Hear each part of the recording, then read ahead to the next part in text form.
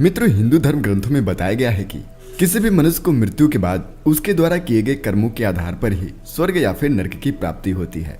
इन कर्मों का निर्धारण और फल गरुड़ पुराण में विस्तार से बताया गया है। लेकिन मित्रों, क्या आप जानते हैं, इस गरुड़ पुराण में 7 ऐसे लक्षणों के बारे में बताया गया है जिससे यह पता चलता है कि कोई भी जीव अपने पूर्व जन्म के बाद नरक गया था या फिर नहीं। तो अगर आप जानना चाहते हैं उन लक्षणों के बारे में, तो आज की हमारी इस वीडियो को अंत तक जरूर देखिएगा। नमस्कार दोस्तों, स्वागत है आपका द स्पिरिचुअल इंस्पायर चैनल में। मित्रों, इस बारे में गरुड़ भगवान विष्णु से कहते हैं कि हे भगवान, जब आत्मा अपने किए हुए पाप कर्मों के आधार पर ही नरक की यातना भोग लेती है, तो फिर उसे अगले जन्म में किस रूप में जन्म लेना पड़ता है। इस प्रश्न का उत्तर देते हुए श्री हरि कहते हैं कि नरक में पाप कर्मों की सजा भोगने के बाद जब आत्मा के फिर से जन्म लेने का समय आता है, तब भी उसके कर्मों का प्रभाव रहता है और इसी के आधार पर उसे नया जन्म मिलता है। और ये है वो 7 लक्षण जिससे यह पता चलता है कि कोई भी व्यक्ति पिछले जन्म के बाद नरक गया था या नहीं। मित्रों, इनमें से पहला लक्षण बताता है कि ऐसे लोग जिन्होंने अपने पिछले मानव जीवन में ब्रह्म हत्या की हो, वो नरक की यातना भोगने के बाद अगले जन्म में क्षय रोगी बनता है। गौ हत्या करने वाला मूर्ख या फिर कुबड़ा, कन्या की हत्या करने वाला या गर्भपात करने और गर्भपात करवाने वाला दिल रोगी बनता है। इन सभी का जन्म एक चंडाल के रूप में होता है। दूसरा लक्षण यह है कि महिलाओं का शोषण करने वाला, किसी भी रूप में महिलाओं को यातना देने वाले को अगले जन्म में भयानक बीमारी का सामना करना पड़ता है और वो हमेशा पीड़ा में ही रहता है। अप्राकृतिक रूप से संबंध बनाने वाले अगले जन्म में नपुंसक और वहीं गुरु पत्नी के साथ संबंध बनाने वाले कुष्ठ रोगी पैदा होते हैं। गरुड़ पुराण के अनुसार तीसरे लक्षण के अनुसार मांस खाने वाले व्यक्ति को अगले जन्म में अंगों से संबंधित समस्या होती है। मदिरा या फिर शराब पीने वाले के दांत काले होते हैं और जीभ के स्वाद के चलते ना खाने वाली चीजों को खा लेने वाला अगले जन्म में जलोदरी बनता है। दूसरों का ध्यान किए बिना मीठा खाने वाले को गले से संबंधित रोग होते हैं और श्राद्ध के समय अशुद्ध दान देने वाले लोगों को कुष्ठ रोग भोगना पड़ता है।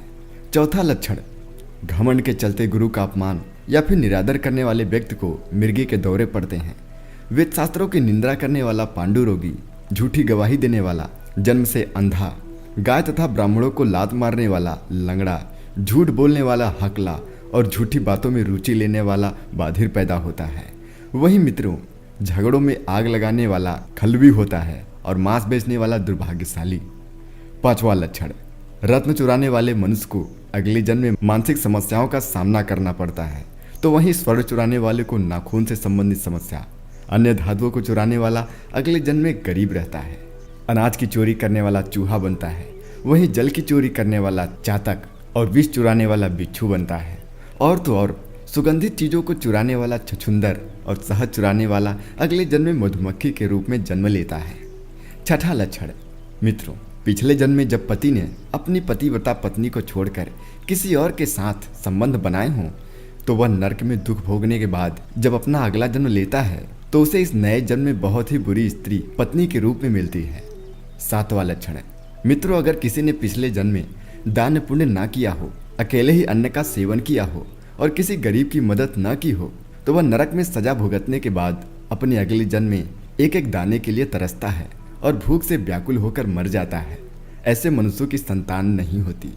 तो मित्रों, इन 7 लक्षणों से पता चलता है कि कोई व्यक्ति पिछले जन्म के बाद नरक गया था या फिर नहीं। लेकिन मित्रों, क्या आपको ये पता है कि नरक कहाँ है और ये नरक कितने प्रकार के होते हैं? धार्मिक मान्यताओं के अनुसार नरक वो जगह है जहाँ पापियों की आत्मा दंड भोगने के लिए भेजी जाती है। दंड के बाद उनका कर्मों के अनुसार दूसरी योनि में जन्म होता है और ऐसा कहा जाता है कि स्वर्ग धरती के ऊपर है तो नरक धरती के नीचे, यानी कि पाताल भूमि में। इसे अधोलोक भी कहते हैं और अधोलोक का अर्थ नीचे का लोक भी होता है। इसके साथ ही ये भी जान ले कि धर्म, देवता और पितरों का अपमान करने वाले, तामसिक भोजन करने वाले, पापी, मूर्छित, लोभी, कामी और अधोगामी प्रवृत्ति के व्यक्ति भी नरक को जाते हैं।